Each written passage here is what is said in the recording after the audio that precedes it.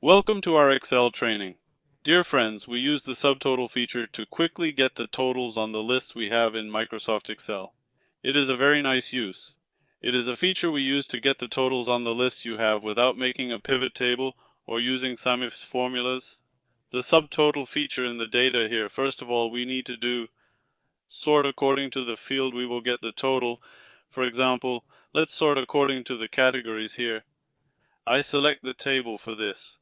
From here we come to sort from data.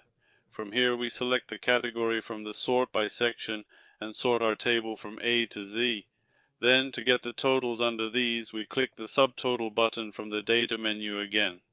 And here we first select the field we are sorting on top. This is very important.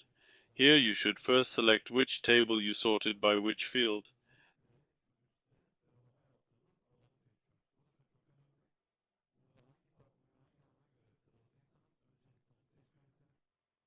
Then I select the sum formula to get the total and mark which features I will sum and which columns I will sum.